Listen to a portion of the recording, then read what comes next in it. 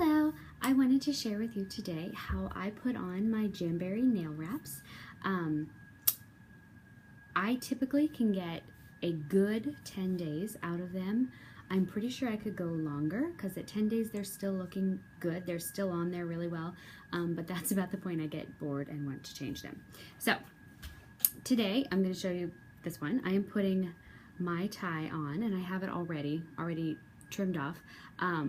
Before I started, I washed my hands with Dawn dish soap and I pushed my cuticles back. Sometimes to make sure my cuticles are out of the way, I use the cuticle remover. I really do love this product. I don't use it every time though. I don't feel like I need it every time. So I didn't use it this time. But this is a great thing if you have trouble with your cuticles being in the way or your invisible cuticle. This is awesome. So I took my Mai Tai, which I'm pairing right now with the USA Relief Wrap, and lined up which one fit best on my finger. You do want it to be a little smaller than your nail. It's not a bad thing if there is a little gap of nail on either side of the wrap, because if it's touching your skin or your cuticle, it's going to get stuck on stuff and it's going to peel off a lot sooner.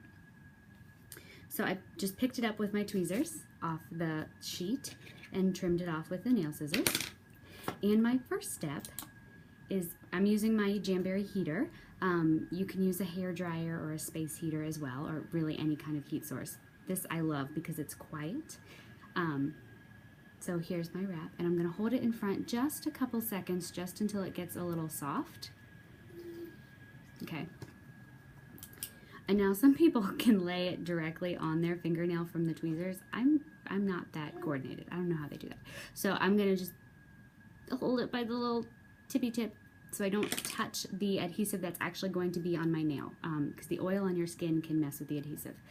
And lay it down, center it on my nail.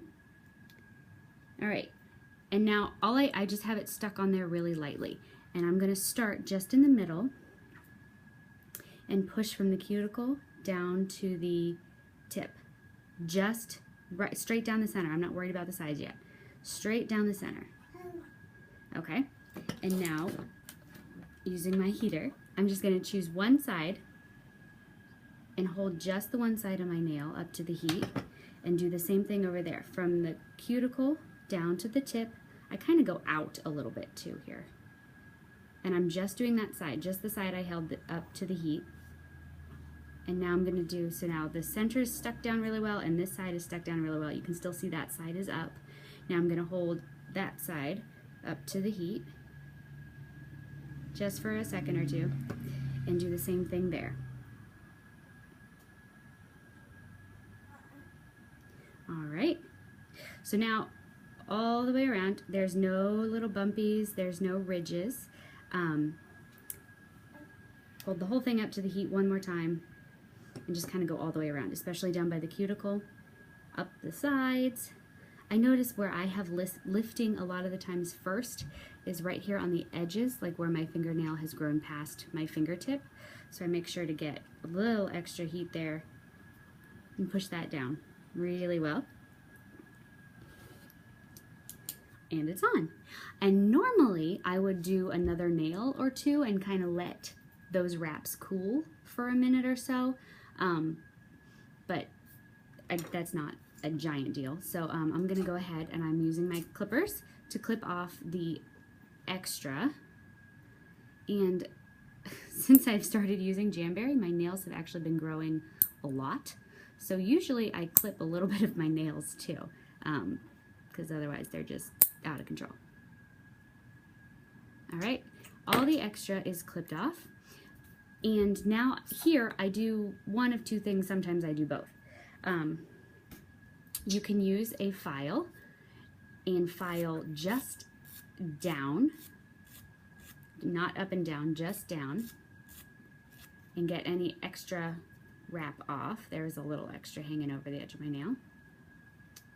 And sometimes I go at an angle, a 45-degree angle, so that you're actually filing just a smidge of the wrap off the tip of your nail, and that's going to help keep it from snagging on things. I do that a lot of times on my pointer fingers because that's where I get snags first because I'm using them so much. All right, there you go.